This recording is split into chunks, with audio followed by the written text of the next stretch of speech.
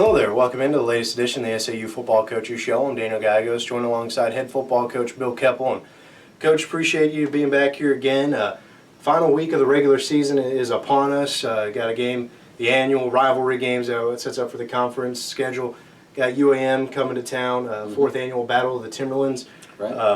Going to be I think the 91st meeting between Southern Arkansas and UAM. And playing for the 59th consecutive season, it's obvious why this game is the quote-unquote rivalry game in football for you and your team, but also, too, highlighted by, again, the fourth annual Battle of the Timberlands trophy. It's a trophy that's been a mainstay, a staple in the football coaches' offices for the past 3 years, and so obviously you're going to want to keep that around for one more year. But before we get into that game, let's go ahead and we'll rewind it back to last week. Another big home game against East Central, getting off the road. Coming off a couple disappointing losses on the road, where your team did a great job bouncing back against a very strong East Central football team, a team that liked to pass. Give us a little bit of a breakdown of that game coming away with the win. Obviously we're trying to regroup. The road hasn't been good to very many teams in our league this year for whatever reason. It's hard to put a finger on. And, playing the 11 conference games, no open dates. First thing Coach McCartney wanted to talk about before the game last Saturday, it's a grind, and for whatever reason, the road games have been very difficult. And, obviously everybody knows what happened up at Henderson State. We had a hard time recovering from that in the Southeast deal. Well, that was tough, to try to get your team back together. You got a really good team coming in here in East Central. They're very talented. They got some of the more premier players in this league. Their receiver, number 81, it leads the league. Their defensive end has a good chance to be the outstanding defensive player of the year in the league. They were a very formidable opponent. They're the only team that beat Henderson State this year. So that posed there's a lot of concern with that one coming in here, and I'm very proud of our football team, the way we rose to the occasion. Obviously, the weather was a little bit of an issue going into the game. Didn't know we were going to play in rain or what. Obviously, it kept the crowd away.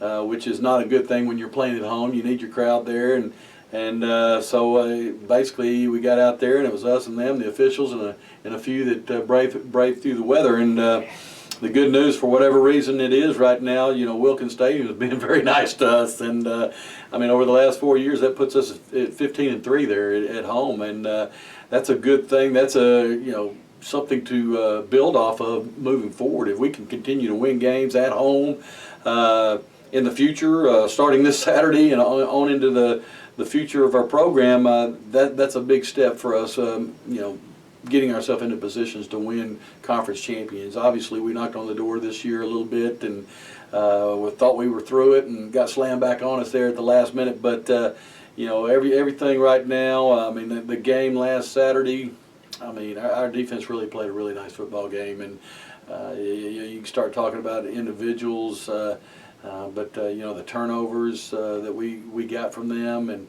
Elgin Moore got 2 of them, one for a touchdown, and Malik Preston picked up a fumble and ran it in. 2 touchdowns from our defensive side of the football. That's great for us, and something we have not had a lot of, and that's something hopefully moving forward we can get more and more of, because that's huge at winning football games. Looking ahead to this upcoming weekend, in fact tomorrow, UAM coming to town again, talked about it, 4th annual Battle of the Timberlands game.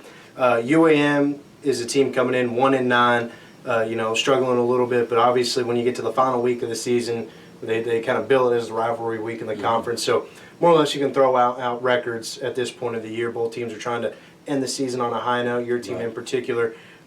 What is it about UAM you think that may pose a little bit of a problem tomorrow? Well, first of all, they've got good athletes on their football team. They've got 3 receivers that they're as good as any team in the league. Quarterback has the ability to throw the ball, and those are always scary things. They've played a lot of teams in our league this year close. For whatever reason, they haven't got over the hump, and it's hard to put a finger on that thing. There's a lot of different underlying things that the average fan doesn't see from the stands just watching a ball game that can hold a program down, and from scholarships to facilities to a bunch of things, and that's all the things that your fans don't want to hear. They just want to see wins, and then it gets when you win a bunch, they want to see you win in a big way and the right way, but at UAM, obviously, there's some things underlying there that have really restricted them to a certain extent. Doesn't mean they can't come win a football game here. If we're not ready to play, there's no doubt about that. We got to be ready. We have played them very well in recent years here. The last 2 times we've been to Monticello, boy, we've had to struggle. I mean, last year it got into a high-scoring affair. I think it was 66-44 was the final score, and so they're a scary opponent. They played Ouachita to within a touchdown, and several other teams like that. So our team's got to be ready to play still. And in college football, on any given Saturday, if you're not prepared, you can lose a football game real easy. So and that's been a little bit of part of the grind every week, the 11 weeks in a row. Outside of the one team with Southern Nazarene being a team that's kind of been a pushover for everybody. So everybody else, I mean, you got to strap it on and be ready to play, and or you're going to get slapped in the mouth. So it's a big game for us, and getting our record where the best we can get it right now, 7-4, and 7-4 is a very respectable year. Yes, you would like to win some more than that, but I mean, look at the history here at Southern Arkansas. That hasn't happened a whole lot, and right now we got a senior class going out the door here for the first time in over a decade, since 2002, that a senior class has gone through the program here and not had a losing season. That's something to be very proud of, and now how do we take that next step to winning championships here? That's where we're at right now, and the fact that we got a young football team, that's a good thing moving forward. You talked a little bit right there about the seniors. You got 9 seniors that are going to be enjoying Senior Day tomorrow. A couple, 3 of them, I think, on the offensive line and some other important positions. But what have they meant to the football program? You hit on it a little bit. Just helping be the foundation and getting the program to a winning state. But what else have they meant? Well, I mean, anytime you get a class of young men that, and our class isn't very big, and some of those guys came at different times. To be able to stay in the program for 4 or 5, Jonathan Greenidge has been here through a 6-year period with the fact that he had a knee injury and had to sit a year. And it speaks very highly of those young men staying in a program. I mean, retention at the Division II level is a challenge. Is a challenge for every team. I mean, I look at it on a weekly basis. When we're playing a team, I'll look at their 2 deep from last year, see who they had returning, and I go to their roster this year and see there's always a bunch of guys that aren't back, and for a lot of different reasons. First of all, these young men, a lot of them are paying out of pocket to go to school here, and not all of them are coming from backgrounds that have the funds available, so they're building up some debt to go to school. Then you get into guys, the challenges of the academic rigors, along with being an athlete and the time that is put into that.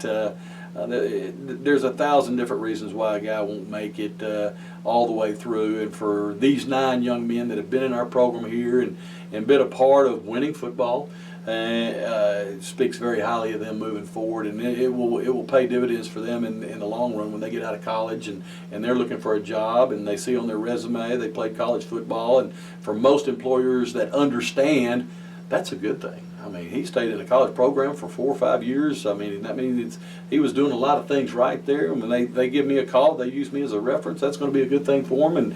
And so speaks very highly of these young men. Obviously, I could go through each one of them, and there's special things about each one of them that are going to stick out in my mind and every coach's mind on the staff in different ways in our dealings with them, because you're so close to these young men over a 5-year period. It becomes a special relationship, and like I've told them all, you stay here 4 or 5 years and play college football, you're a mule rider for life, whether you like it or not. And they like that. I mean, they like that, and regardless of what path we all take, we'll all have that connection forevermore. I mean, some of my best friends that I have in the world today are guys that played for me. Now, I got some friends that are over 50 years old that played for me at my age, but there's special bonds built there, and so they have all made their mark in some fashion or another with our program here. We appreciate it very much for your time. Again, that's head football coach Bill Keopple. He and his Mule Riders are ready for their regular season finale this upcoming Saturday, 2 p.m. kickoff against Arkansas Monticello. Again, the 4th annual Battle of the Timberlands. The trophy has resided in Magnolia for 3 years, going for 4 straight against the Boll Weevils. Be sure to check MuleRiderAthletics.com for all your pre- and post-game coverage. Also, don't forget mule gating starting at noon. Lots of free giveaways to help combat the cold weather. So good time to come out. Should be good weather once we kick. It's supposed to be sunny. There's no chance of rain out there. It's going to be a perfect fall day, probably in the mid-60s. And a great day to come out and watch a football game. I don't care if you're a hunter and you got to go hunting Sunday morning when they kick it off. I mean, you got time to get there. So come out and check us out. Yeah, we appreciate it very much. Again, be sure to check me around athletics.com once more for all your pre- and post-game coverage. Coach, appreciate it. Best of luck. Thank you. Appreciate it.